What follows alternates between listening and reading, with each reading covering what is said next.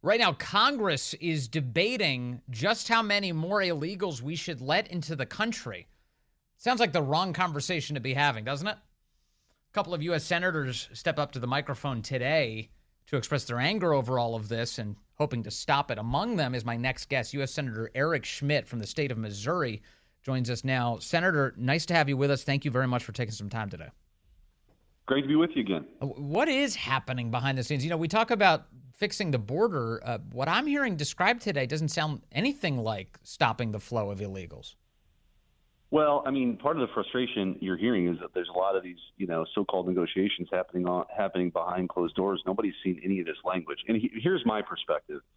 Joe Biden right now could shut the border down if he wanted to, right, with the tools he has. He doesn't want to. I mean, on day one, remain in Mexico was a policy he reversed.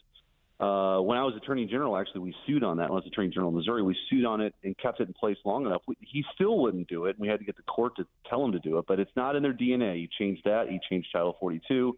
He's abusing the parole process. What is that? It means that when people are coming here asking to come in, it's supposed to be an individual adjudication. He's releasing people because they come from a certain country or a certain category. That's illegal, and that accounts for millions of people who we don't even know where they're at. You know, the border wall, which we had paid for, he was paying $140,000 a day to not build it, and then sold off, like one example, $4.4 million worth of materials for a little over $100,000. So the point is, they're not interested in securing the border. And so this idea that some language change here or there is going to have a come to Jesus moment with Joe Biden is ridiculous. Right. And it's not just that they're ignoring the border. They're actively opening it up. I mean, Texas is saying we need border security. In fact, the Texas governor, Greg Abbott, today issued a statement that under Article 1, Section 10, Clause 3 of the United States Constitution, that Texas has the constitutional authority to defend and protect itself. And as a result, will continue to do it. The Texas National Guard and the Texas Department of Public Safety and other Texas personnel are acting on that authority, he declares in this letter, again, released today. Now, we're seeing some expression of that in Eagle Pass, Texas right now as they lock down at least 2.5 miles of border. But it's to the great consternation of the Biden administration because they desperately want to cut through these border barriers, Senator, to allow more people in. So they're not just ignoring the border, they're actively sabotaging it. That's right. And that's what you need to know. So on one hand, there's some who are negotiating with the Biden administration because they're going to double pinky swear this time to secure the border. Meanwhile, at the exact same time, they're at the Supreme Court fighting Texas's ability to actually secure the border. That's why this thing is it's based on a false premise that the person on the other side of the table actually is interested in securing the border. The truth of the matter is the Biden administration is captured by the left. They've got a bunch of gender study degree holding folks from Ivy League schools who've written white papers about open borders. They're global citizens who don't even believe in the sovereignty of our own border, yet we're supposed to believe that they're going to be serious about it. And quite frankly, it's an attempt to unlock this Ukraine money. That's a sort of elephant in the room. But we should have these debates. But the truth is, we're not even talking about the things that might be given away to this administration, like normalizing 5,000 people a day coming here illegally. So until we see the language, there's going to, we're sort of guessing. But what we hear so far, it just sounds like a bad deal. That's one of the things I've heard, that it supposedly involves establishing 5,000 illegal aliens entering our country every day, upwards of 1.8 million illegals a year by that math. Jay Johnson, former DHS secretary under Barack Obama, once described that 1,000 a day was a crisis. So what is this? Yeah, it's sort of giving into this narrative. And the other thing that's true, and I think that's really important for the audience to understand, under current law, President Trump secured the border. Under current law that Joe Biden doesn't want to enforce, we have an open border. So when we don't, really need any new language when President Trump comes back into office for him to secure the border. He did it before. But again, this is a very elaborate exercise, I think, on some of the Ukraine dollars, but then also, the negotiation with the Democrats on this are just very concerned about what language. And by the way, what no one's talking about yet is there could be language in there that actually inhibits President Trump's ability moving forward to control the border, because the Democrats are thinking about that too. Oh, you're definitely right about that. So what can be done here, Senator? Obviously, Republicans in the minority in the Senate, but they do have the House right now. I think the big feeling among my audience is it's time for hardball. In fact, hardball should have been a long time ago, whether that means shutting down the government entirely to compel the closure of our border to illegal foreign nationals, or does it mean Texas really saying, you know what, I don't care what you say to me. We are going to secure this border. We have the constitutional right to do it. You want to send in the feds to fight us over it, go for it. What needs to be done here, Senator? Well, there's a couple things. First of all, nothing can come out of the Senate on this without 60 votes. And so ultimately here in the Senate, our ability to hold, the 41 Republican senators to not vote for a bad deal would be the first order of business. The second order of business is we've got to get back to, so you've heard a lot of this over the last year or so. I've been in the Senate for 13 months. I was elected, 2 Novembers ago in 2022. So it's not all your fault, just to be clear. I just want. Well, the irony is, I speak with some experience. When I was Attorney General of Missouri, we litigated against this administration on Title 42, Remain in Mexico, border wall issues. Right. We really took the lead on because we said every state's a border state. So I've seen this. I've seen the enemy, yes. And they're not interested, like I said. So I know what the motivation is. But the point is, in 13 months, we've spent 8 hours on appropriations bills. Chuck Schumer doesn't want to do it. One of the ways we can get at this, Vince, is if we had individual appropriation bills, right? So that it's not this false choice of you're either going to vote for this thing that you saw an hour ago that's a monstrosity omnibus, or you want to shut down the government. That's a false choice. We got to get back to a place where we have individual appropriation bills. That gives us additional leverage on something like this, border funding, right? So you can isolate these things. And it's what the people expect us to do. I don't think most people have any idea that we don't debate any of this stuff here in the Senate. It's just unveiled on high, like Moses coming down with the Ten Commandments. Yes, but in the Senate, though, the unfortunate problem we have right now is Republicans don't control it. So that whole process is controlled by Democrats, and they have no interest in making this process more transparent and orderly. So for now, that's a wish list that you're describing. But maybe in the House there's a chance, but for some reason they keep moving into can-kicking mode every time it comes up to yet another time to consider the budget.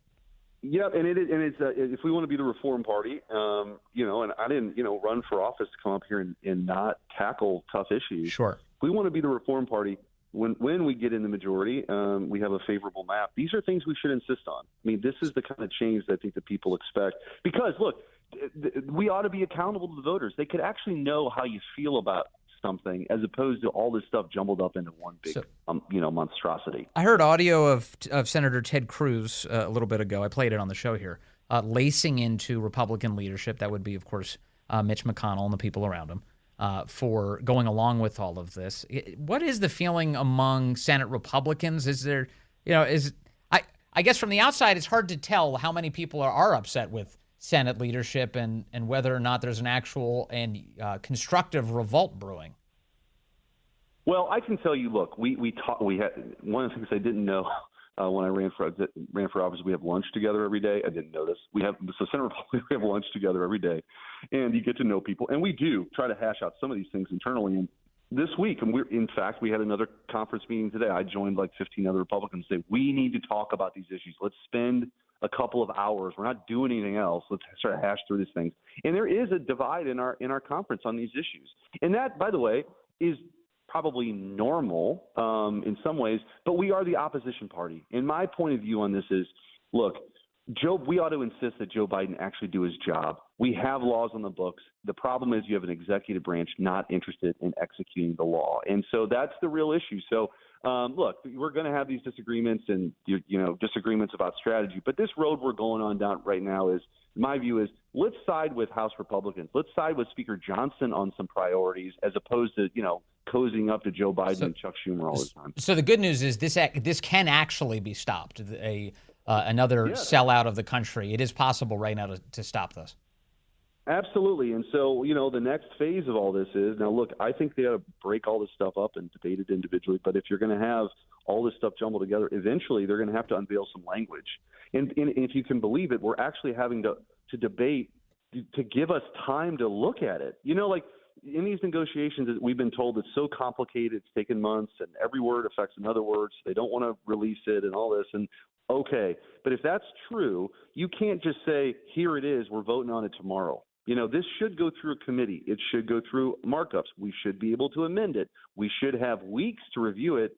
and somehow 3 weeks is controversial. I mean, again, this is the kind of stuff that when you lift the veil up is very concerning, even from a process perspective. Let me, if I may, I want to tap into your legal expertise as well, having been the Attorney General of the state, about what this standoff between Texas and the federal government. Who is standing on firm constitutional ground here? You do have Greg Abbott claiming, look, the Constitution affords him the ability to thwart an invasion of his state. Is he right about that, and how far should he take this? Well, part of the problem is the Supreme Court, they didn't have a written opinion about this.